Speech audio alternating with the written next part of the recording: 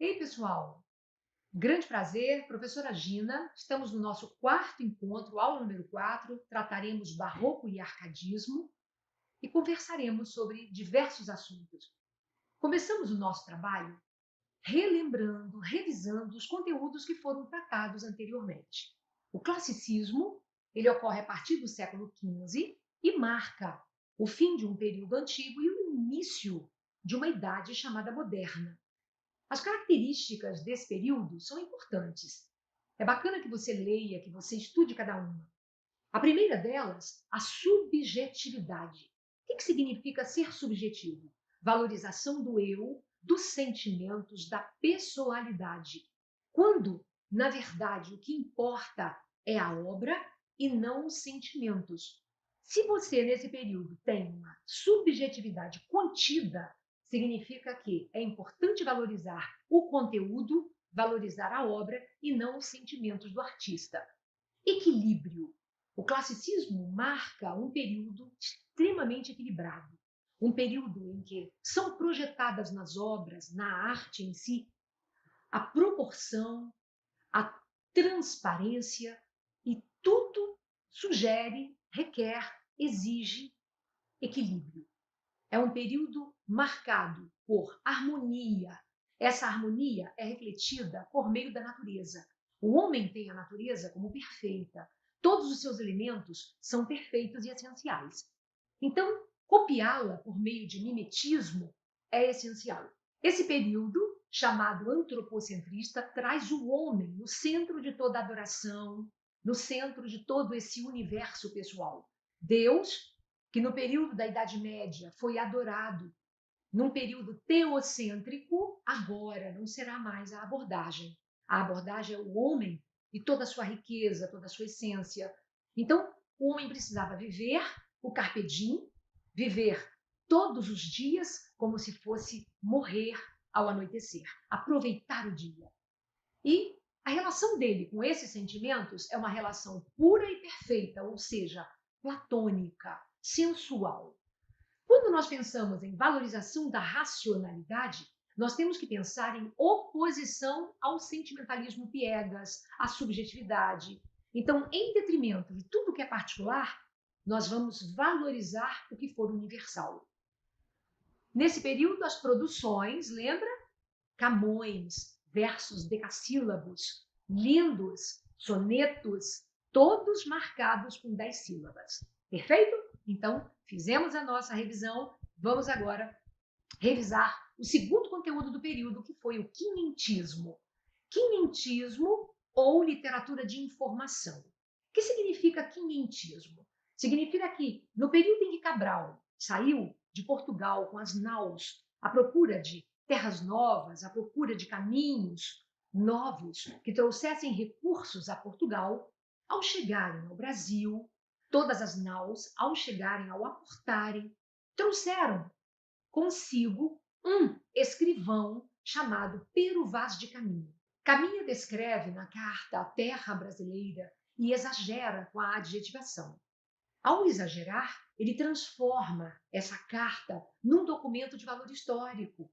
O documento ganha valor documental histórico. A partir dessa análise, dessa visão pessoal do Caminha, das colocações numa linguagem simples, descritiva, ele vai marcar o início da literatura brasileira a partir de uma carta.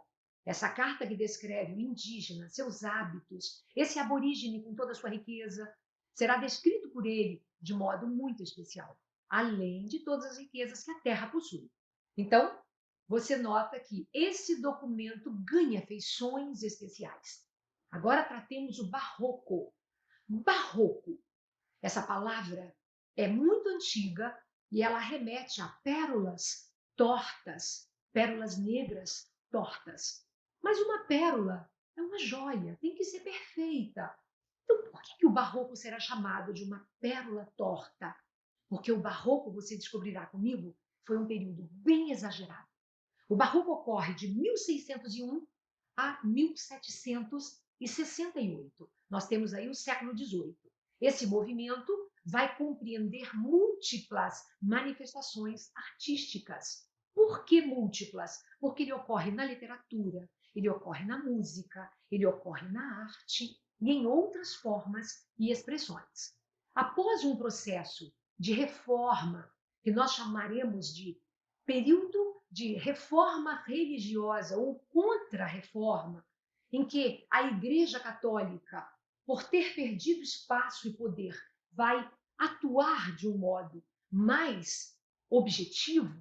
Nesse período, o homem ficará entre o Renascimento, ou seja, o classicismo, um período em que o homem é valorizado com toda a sua riqueza e esplendor, e o retorno do teocentrismo, o retorno de Deus, o retorno de sua essência, de sua religiosidade sobre esse período.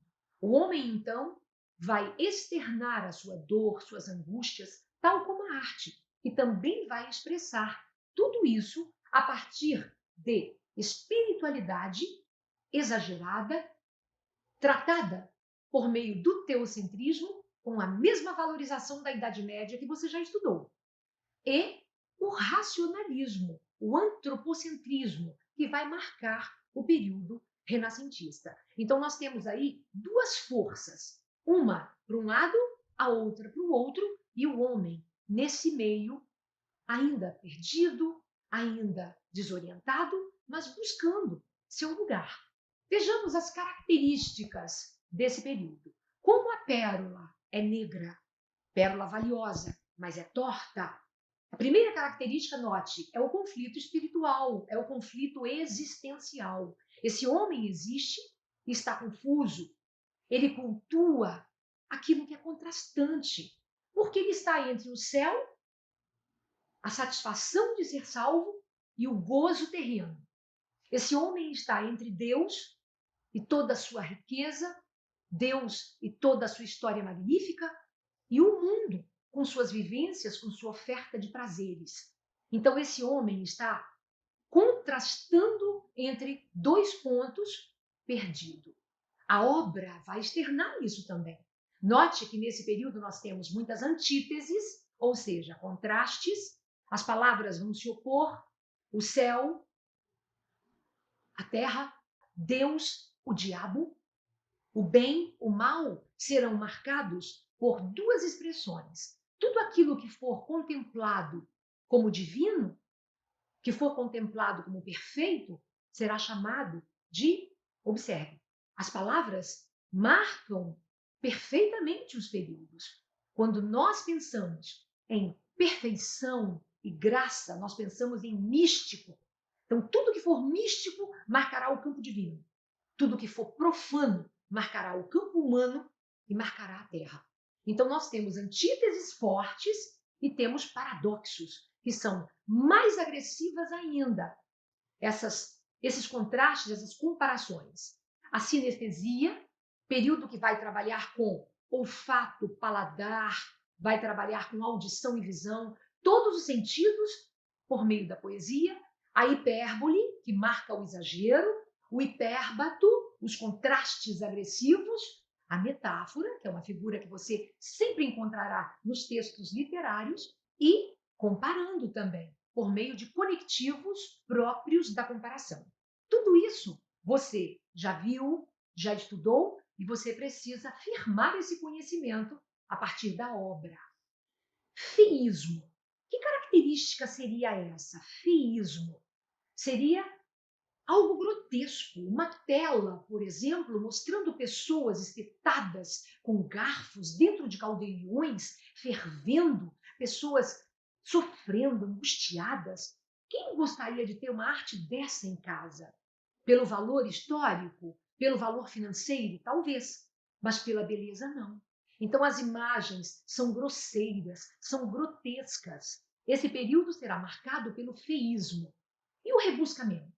O rebuscamento é o excesso de palavras e de ornamentação em frases. Os enunciados serão fortes, serão cheios de palavras difíceis, tal como as igrejas, rebuscadas de imagens, com muito ouro, com muito anjo, com muita imagem mística.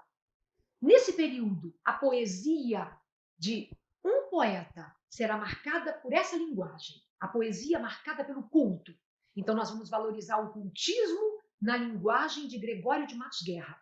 E na poesia, o que vai aparecer? Aparecerá trocadilho, aparecerá sinonímia, aparecerá jogos incríveis de palavras com as quais o poeta trabalhará, criará sonetos lindos. A partir do Camões, os sonetos serão criados por outros poetas também, de modo fantástico, de modo maravilhoso, e ele vai cultuar por meio desse jogo e desse emprego de palavras difíceis. Por isso a palavra cultismo, do termo culto.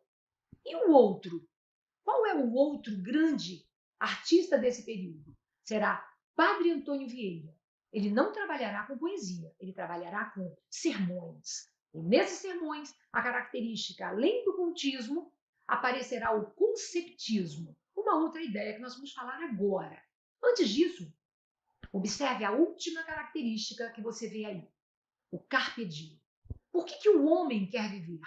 Porque o homem sabe que sobre ele está o castigo, sobre ele está a morte. A morte é a única e inevitável verdade. E esse homem precisa viver enquanto houver tempo.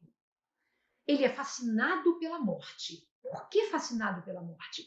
Porque o assunto, o feísmo estará lá todo o tempo, grosseiramente lembrando a esse homem que ele é nada e que Deus é tudo, que esse homem constitui o nada terrestre, mas que o céu é tudo. Então, nesses opostos, o homem, nesse jogo de contrastes, estará fascinado pela ideia de morrer, mas encontrando o céu. Não morrer e encontrando o inferno. Ele vai fundir nessas ideias as ideias opostas, os elementos que são antagônicos, e vai criar numa visão pessimista uma realidade. Uma realidade facílima de ser vista. Você perceberá essa realidade pessimista nos poemas de Gregório de Matos. Ele terá três formas de escrita. Ele terá poemas líricos, que são poemas de amor. Ele falará em poemas também que são de escárnio, nos quais ele vai rir, humilhar, debochar da sociedade, dos governos. Por isso ele será exilado, e você também verá o seu último período, que foi sua fase espiritual, religiosa, na qual, nos poemas em que ele pede perdão a Deus, ele pedirá perdão, e nesses poemas religiosos ele falará ao homem toda a essência divina, o valor dessa essência, e se colocará como ovelha perdida. Para fecharmos, nós temos ali o conceptismo, que é o jogo de ideias. O cultismo joga com a palavra, faz lindas frases, todas truncadas, cheias de palavreado complicado, e a pessoa lê e fala: ai, quase não estou entendendo isso. E o conceptismo? O conceptismo trabalha com o jogo de ideia. Quem vai trabalhar muito bem isso é o sermão do Padre Antônio Vieira. Ele vai trabalhar esse argumento, ele vai trabalhar as comparações, e tudo engenhosamente feito para convencer o homem. A proposta de um padre, a proposta de um pastor, a proposta dos religiosos, a conversão. Esse homem precisa ser convertido para partir. Então a morbidez está todo o tempo em volta dele, e esse homem se sente culpado. Culpado porque está vivo, culpado porque ama, culpado porque é feliz. Essa é a ideia. Coloca sobre ele a culpa para que esse homem escolha viver com humildade, viver com simplicidade, morrer e ir para o céu. Mas o homem tem outra essência. O homem já conhecia o classicismo, o homem já conhecia a razão, o homem já conhecia a ciência. E ele então começa a pensar, ainda que os versos tenham medida nova, ainda que decassílabos estivessem no mercado, nos poemas, ainda que o homem vivesse o carpe diem, vivesse o momento, e que toda a temática dos poemas estivesse, toda a temática estivesse presa à fuga, ao tempo, à crítica à vaidade, às contradições do amor e à fragilidade humana. Esse homem, por natureza, é teimoso, e esse homem vai buscar como Gregório de Matos fez, poemas líricos e poemas de deboche, poemas de escárnio, que vão ser diferentes numa época totalmente imprópria. Ele incorpora na sua obra, como eu disse anteriormente, paradoxos, você já sabe o que é, contraste agressivo, antíteses, exageros. Você verá religiosidade exagerada, amor, escárnio, tudo ao mesmo tempo. E sermões que buscam convencer e que buscam, sobretudo, trazer a conversão. Tanta coisa ao mesmo tempo é sinônimo de quê? De extravagância. Por isso a pérola é negra, é rara, mas é torta. Olhe como a igreja de São Francisco da Penitência, no Rio de Janeiro, ela é exagerada. Linda, porém exagerada. Olha quantas formas, olha quantas cores, olha como o ouro se distribui pelo espaço da igreja e dispersa a pessoa que entra ali. Você tem imagens sacras, você tem a presença do Espírito Santo de Deus, você tem o próprio Deus, mas você tem também o exagero de anjos, arcanjos, a imagem barroca por si só, cheia de rebuscamento, de floreios, de filigrana, que é linha de ouro, todo bordado, toda a riqueza do ouro num único espaço. É realmente extravagante. Concorda? Muito bem. O barroco mineiro vai se expressar também, vai se externar também com esse mesmo exagero. Quem vai propiciar essa visão perfeita de um barroco feito em pedra-sabão, feito em madeira, com imagens religiosas? Ele, Antônio Francisco de Lisboa, o Aleijadinho. Ele fará as obras e as últimas obras com ferramentas presas à mão, amarradas como se fosse assim, como o meu braço, como estou fazendo aqui. E ele fazia a sua obra. Por que já sem dedos? Porque ele era leproso. E a lepra lepromatosa comeu as cartilagens dos dedos, as narinas, as orelhas. E ele ficava isolado, fora da cidade. E lá fazia suas produções. Veja que lindas produções. 12 profetas. Lá em Congonhas, essas imagens ficam protegidas, claro, pelo patrimônio, mas elas estão lá e as pessoas podem admirá-las. Outras obras lindas. Não deixe de ir lá contemplar futuramente. Não deixe de passear. Minas Gerais aguarda por você. Concorda? Olha que linda! Isso aí é uma questão Enem. Olha que bacana essa questão Enem. Uma imagem do profeta e ali está a questão. Diz lá, com contornos assimétricos, riqueza de detalhe. Olha o comando do texto. Então, se é contorno assimétrico, se é rica em detalhe, as vestes do profeta, olha as vestes, os detalhes da pedra-sabão. Detalhes das vestes, detalhes das feições. A escultura barroca no Brasil, ela tem forte influência do rococó europeu. E representado ali por um dos profetas do pátio do Santuário do Bom Jesus de Matozinhos, lá em Congonhas. Observe, tudo esculpido em pedra-sabão. Por quem? Por Aleijadinho. Note agora o que é que o Enem espera de você. Profundamente religioso, o que a obra dele revela? Letra A. Liberdade. A obra revela liberdade porque ela representa a vida de mineiros à procura de salvação. Não é possível saber se são mineiros e nem se estão à procura de salvação. Sabemos que são profetas. Se são profetas, subentendemos que já estejam salvos, porque o profeta de Deus falava com ele. Letra B. A obra revela credibilidade, porque ela atende a encomendas de nobres de Minas Gerais. Também não é possível saber que isso ocorra. Se você fosse lá marcar a questão, fazê-la, você não saberia. Você não teria como saber se não houvesse um espaço em que ali estivesse escrito dizendo isso, que as obras eram encomendadas por nobres naquele período. Como não há a informação, você descarta a alternativa. A letra C fala de simplicidade. Imediatamente retoma o comando. Olha o que está escrito lá em cima. Está escrito que a obra tem contornos assimétricos e que ela tem riqueza de detalhes. Então, ela não é uma obra de simplicidade. Ela demonstra compromisso com a contemplação do divino. E quem disse que o divino é simples? Está escrito ali. Então, nós eliminamos 3 alternativas, tiramos 3, e a partir daí você está livre para julgar as 2 que sobraram. Então, sobram-lhe as alternativas D e E. Leia com atenção a letra D. Está escrito lá, personalidade. Então, a obra de Aleijadinho revela personalidade. Porque modela uma imagem sagrada com feições populares. Isso é possível. E a letra E?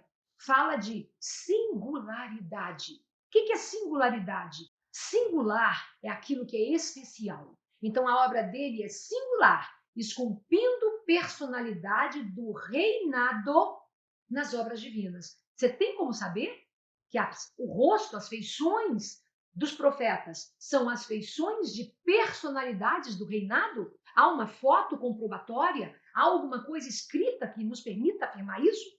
Então você já sabe a resposta. É preciso pensar, é preciso, no momento da leitura, ler amplamente, voltar ao comando e fazer concatenações com as informações. Então nós temos lá a resposta, que é a letra D. Aí está ele, Gregório de Matos Guerra. Do que ele foi chamado? O Boca do Inferno. E por quê? Porque ele trabalhava com uma linguagem chula, suja, uma linguagem baixa. Ele usava palavrões, ele xingava o governador, ele humilhava as pessoas. Qualquer um que mexesse com ele era a resposta imediata por meio da poesia. Ele respondia. Gregório viveu no Brasil, viveu na Bahia, nasceu brasileiro, baiano, estudou direito em Lisboa, formou-se advogado e voltou para o Brasil. Era um homem importante para a igreja. Ele representava a igreja lá em sua comunidade. Como ele discordou dos padres e discordou de algumas ordens recebidas, infelizmente, Gregório foi perseguido. Gregório também humilhou por meio de seus poemas profanos, de seus poemas sujos, de seus poemas que riam, que escarneciam. O que Gregório fez? Humilhou. E qual foi o preço que ele pagou? Ele foi exilado. Ele foi enviado para Angola. A partir da saída dele para a África, a vida dele vai se transformar. Ele abandona tudo antes desse degredo, antes de ser enviado para outro país. Ele abandona tudo e vai passear pelo recôncavo baiano, conhecendo as pessoas. Ele se torna um cantador itinerante. E ele, a convite das pessoas, passa por uma terra, passa por outra, frequenta festas, passa a conhecer a vivência do povo brasileiro e banqueteia-se, claro, come, farta-se, vive. E nessa época, a obra dele, satírica, fica enorme. Por quê? Porque ele ri de tudo que vê. Se ele vir algo pesado, ele escreve e ri, faz gozações. E nesse período, os poemas são eróticos e obscenos. Observe a linguagem. Erótico, obsceno, significa que são baixos, chulos, terríveis. Então, ele recebe essa alcunha de o Boca do Inferno por causa de suas críticas aos políticos, à corrupção, a crítica à igreja, a crítica aos ricos, e tudo isso vai levá-lo ao degredo. Ele vai ser mandado embora do Brasil e vai para Angola. Lá vai ajudar o governador, vai passar por muito sofrimento, vai ficar lá 2 anos para voltar para o Brasil. Ele pede ao governador, depois de uma resolução de problema, ele pede para voltar para casa. Ele estava doente. E o governador escreve para o rei, pedindo para que ele voltasse para o Brasil, contando também o que ele tinha feito de bom. Ainda que ele tivesse essa fama, que ele tivesse escrito coisas tão chulas e baixas, Ele volta para o Brasil, só que o governador da Bahia não o aceita lá. E ele vai morrer em Recife. Vai viver em Recife e lá ele vai falecer. Outra imagem, nós temos aí o padre Antônio Vieira. Padre Antônio Vieira vai ganhar destaque com seus sermões e vai trabalhar por meio do conceptismo, ou seja, ele vai criar com suas palavras um argumento que vai levar a pessoa ao convencimento e à conversão. Perfeito? Agora nós temos o arcadismo. O arcadismo foi um período que vai ocorrer em Minas Gerais a partir do século XVIII. Nesse período, observe, haverá descoberta do ouro, as pessoas vão se motivar a mudar para lá. Claro, o ouro chama, convida as pessoas ao enriquecimento. E elas se deslocam, e com esse deslocamento, aquilo que nós conhecíamos no período que era o centro econômico da região do Nordeste, que era Pernambuco, passa a ser Minas Gerais, agora, e o Rio de Janeiro. Então, haverá melhoria econômica, as pessoas viverão de uma maneira muito melhor, com muito mais poder aquisitivo. Por quê? Porque elas tinham ouro, elas buscavam cultura, conhecimento. E a consciência política nasce com esse conhecimento. Observe a bandeira, libertas que seratana, ou seja, a liberdade ainda tardia. Você então nota que eles começarão a pensar em liberdade e vão provocar as primeiras tentativas de independência. Nesse período, então, os poetas se reúnem ali naqueles clubes de cultura, de poesia, e a sociedade vai se unir e constituída de elementos da coroa, ou seja, constituída de elementos do governo, mineradores, comerciantes, e aí eles começam a discutir sobre liberdade. Por quê? Porque na França, o século XVIII estava cheio de ideais libertários: liberdade, igualdade, fraternidade. Então, esse idealismo que o homem conheceu lá no período iluminista, esse mesmo ideal virá para Minas Gerais e eles vão lutar pela mesma coisa: liberdade, igualdade e fraternidade. Esse período vai se opor ao barroco porque a linguagem é bem simples, ordem direta, a poesia é uma poesia em liras, tudo muito mais simples, com versos brancos, ou seja, não há ali rimas, não há essa necessidade. Se o poeta fizer, ok, mas não há. Percebe-se mais a presença de versos brancos. Então, o poeta é livre para criar. A poesia busca imitar a natureza, porque a natureza é perfeita. Então, se o poeta imita a natureza tem um modelo de beleza perfeito, o poeta é bondoso. Por quê? Porque ele busca a natureza que dá ao homem todo o alimento, satisfação, proteção, e dá ao homem saúde, vitalidade. Ele vai copiar esse modelo que ele conheceu no passado, trazendo-o agora. E usando pseudônimos de pastores. Por quê? Porque esse homem vai viver, olha, observe, no campo. Ele vai viver fingindo que está no campo. Então, tudo no arcadismo é fingimento. Ele finge que está no campo e valoriza a vida no campo, mas está dentro da cidade. Esse homem, então, valoriza a fugere urbem, ou seja, ele faz crítica ao centro urbano e fala para esse homem: foge da cidade, vai para o campo, corte aquilo que é inútil, ou seja, inutilia truncati. Vamos cortar o que for inútil, a linguagem rebuscada do barroco, vamos buscar um lugar ameno. Olha, loco ameno. Locus amenus significa um lugar simples, o campo, com toda a sua simplicidade, para viver aurea mediocrita, ou seja, viver uma vida simples. Você então nota que tudo é fingimento. A mulher então é idealizada, todos os assuntos são idealizados, as abordagens todas partem para grandezas, porque os temas são épicos, e ali o homem finge que é pastor. Então ele mostra, por meio do pastoralismo, a presença de suas musas, porque ele vai chamá-las para adorá-las. E no seu poema haverá fingimento em todo sentido. Ele é pastor, ela é musa, ali estão todos os elementos míticos, ou seja, da mitologia. E ele vai usar o convencionalismo amoroso. Ele vai fingir que está perfeitamente apaixonado, de modo objetivo. Tá percebendo? Objetividade. Ou seja, não há sentimentalismo piegas, não há excessos. Os principais poetas do período, Cláudio Manuel da Costa, Tomás Antônio Gonzaga e Basílio da Gama, que vai escrever uma linda obra chamada Uruguai, o Frei José de Santa Rita Durão, que vai escrever outra linda obra chamada Caramuru, e Silva Alvarenga, o nosso último poeta, que escreve a obra Glaura. Espero que você tenha curtido, que você esteja bem, que você fique bem e nos vejamos no próximo encontro. Grande abraço para você!